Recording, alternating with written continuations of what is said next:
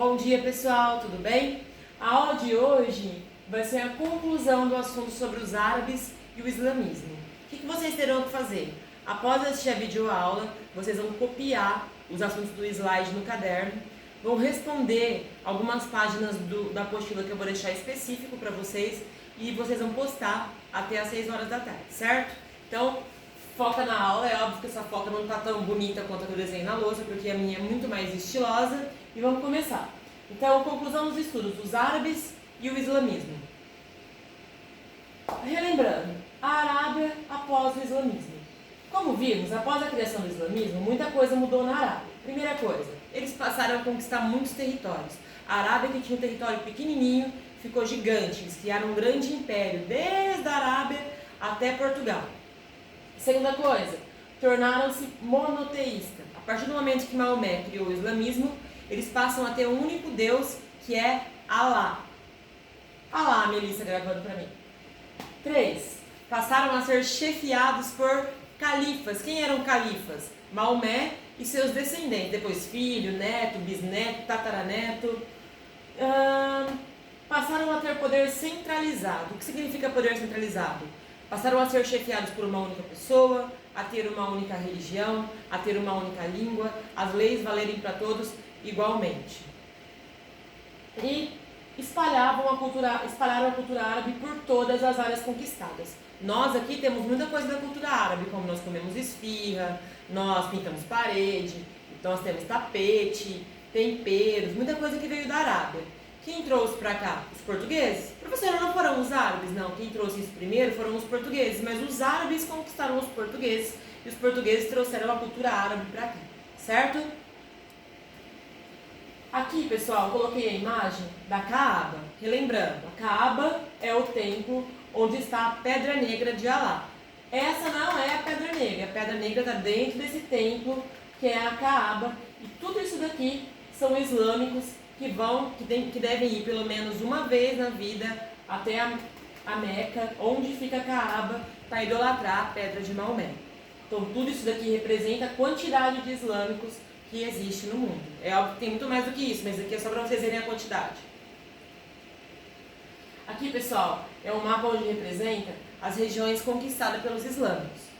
Eles saíram da Arábia, conquistaram toda a Ásia, o norte da África e o sul da Europa, sobretudo ali Portugal, Espanha e França. Então, tudo isso daqui foi conquistado pelos árabes após a criação do islamismo. Então, lembrem-se, após a criação do islamismo tem início a expansão islâmica, onde eles expandiram não só o islamismo, como também espalharam para aí a cultura árabe. E como que funciona o islamismo? Vocês tiveram uma tarefa sobre isso.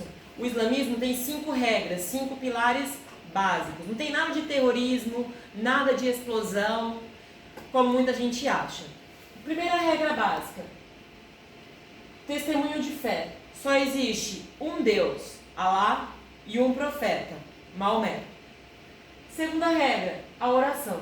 Eles são obrigados a fazer 5 orações diárias. Eles têm horário para fazer oração, então eles têm que orar 5 vezes ao dia. Terceira regra, dar esmola. Eles acreditam que a pobreza fere, machuca os olhos de Alá. Então, eles têm que fazer caridade. Para eles, a caridade é uma maneira de ir ao céu. Quarta regra, jejum no mês do Ramadã. O mês do Ramadã é o mês de criação do islamismo. No caso, os católicos, eles fazem jejum na quaresma. Muitos católicos, que são 40 dias. E os islâmicos, eles fazem jejum no mês do Ramadã, que é o mês de criação do islamismo. E última regra, peregrinação à Meca. Todo islâmico, se ele tiver saúde e dinheiro para isso, ele deve ir à Meca ao menos uma vez na vida. Então, prestem atenção. 5 pilares. Só existe um Deus e um profeta. Rezar 5 vezes ao dia. A caridade. O jejum. E a Meca ao menos uma vez na vida. Está falando de explodir? De matar? Está falando de que todo mundo que é não islâmico é inimigo? Não. Está falando de terrorismo? Não. Então, o islamismo é uma religião que, na teoria, ela é muito bonita. Fala da caridade, da oração, tudo mais. O problema são algumas pessoas, adeptos dessa religião, que utilizam alguns termos do Alcorão para fazer o mal, que é o que nós vamos ver agora. A jihad ou guerra santa. Professora, como que uma guerra pode fazer ser santa? Sendo que guerra mata gente, o que tem de santo nisso? Seguinte, Maomé, após criar o islamismo, ele disse que uma das regras do islamismo é fazer a jihad, a guerra santa. O que vem a ser a jihad? A jihad original, a jihad que está no Alcorão é o seguinte: todo islâmico tem que fazer a jihad, que é uma guerra contra si mesmo, é uma guerra contra os seus defeitos, é você se policiar diariamente para ser uma pessoa melhor. Por exemplo, eu falo muito alto, a minha jihad é me policiar para falar mais baixo. Eu gosto de comer muito sorvete, a minha jihad é me policiar para comer menos sorvete. Eu gosto de dar voadora nos alunos, eu tenho que me policiar para não bater nos meus alunos. Brincadeirinha, tá, gente? Então a jihad original é uma guerra contra si mesmo, é um esforço para você ser uma pessoa melhor. Só que alguns islâmicos pegaram esse termo jihad e criaram essa daqui. É uma guerra contra todos os não islâmicos, considerados pecadores e inimigos da fé. Lembrando, jihad original é uma guerra contra si mesmo. Jihad modificada é uma guerra contra todos aqueles que não são islâmicos. Qual é a que os terroristas utilizam? A jihad modificada, certo? Muitos islâmicos utilizaram a jihad como desculpa para conquistar novos territórios. Por esse motivo, os árabes conquistaram tantas terras após a criação do islamismo. Eles estariam fazendo a jihad. A jihad também é desculpa de muitos grupos terroristas para cometerem atos violentos. Então, relembrando, após a criação do islamismo, foi conquistado muito território. Por quê? Eles usaram a desculpa da jihad, da guerra santa, para matar e roubar o território daqueles que eram não islâmicos. Eles falavam que assim eles estariam sendo agradáveis a Deus. Pode passar. Após a criação do islamismo, também, os islâmicos se dividiram em dois grupos, sunitas e xiitas, especificamente após a morte do Maomé. Sunitas, eles são a maioria. Eles têm dois livros sagrados, a Suna e o Alcorão. E eles fazem a jihad original, uma guerra contra si mesmo. Xiitas, eles são a minoria. Eles são mais extremistas. Eles acham que só existe um líder religioso, califa, que tem que ser descendente de Maomé. Só existe um livro sagrado, que é o Alcorão. A maioria dos terroristas são xiitas. Então, lembrando, sunita, maioria, xiita, minoria. Sunita, mais pacíficos, xiitas, mais radicais. Ataques terroristas. Professora, por que tem tanto ataque terrorista? Só os xiitas que fazem? Não, os sunitas também cometem alguns ataques terroristas. Por quê? Eles acreditam que no caso é a jihad original mesmo, eles acreditam que todo aquele que desrespeitar o islamismo deve ser atacado, porque está indo contra Maomé. Muitas vezes países como os Estados Unidos, a França, eles invadem o território árabe para pegar petróleo, eles desrespeitam a cultura árabe. Então, surgiram grupos terroristas que fazem ataques violentos contra os países que invadem seu território.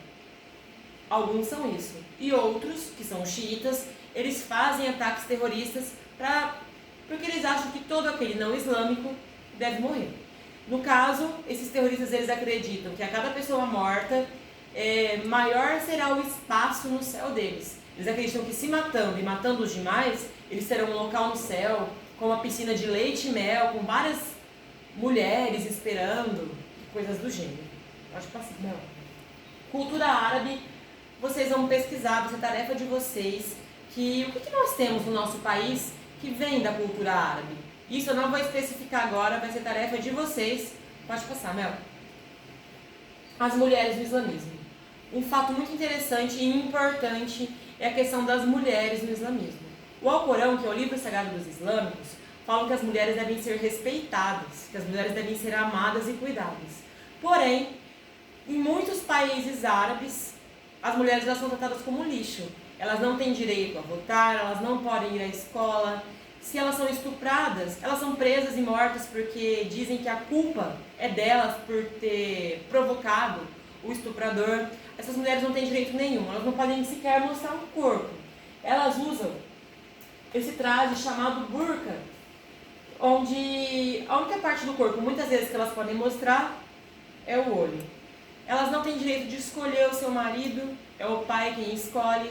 Às vezes o marido não gostou da comida, ele dá pedra para ela mastigar.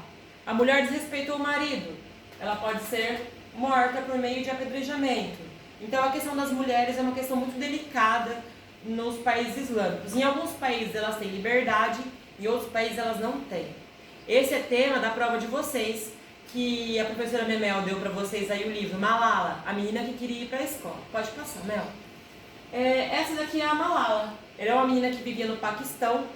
E lá no Paquistão, o governo islâmico de lá proibiu as meninas de irem para a escola e lerem livros. Só que o pai da Malala, ele era contra isso. Ele era professor e deixava ela ir para a escola.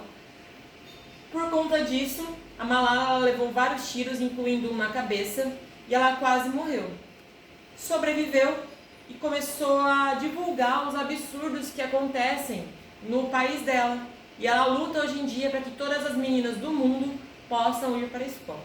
Tá? Então a Malala é o exemplo de menina islâmica que sofria por não poder ir para a escola, por não ter os mesmos direitos que os meninos. Por hoje é só. Acabou a aula, mas depois eu vou passar a tarefa. Acabou a aula? Tem tarefa. Até a próxima. Beijos.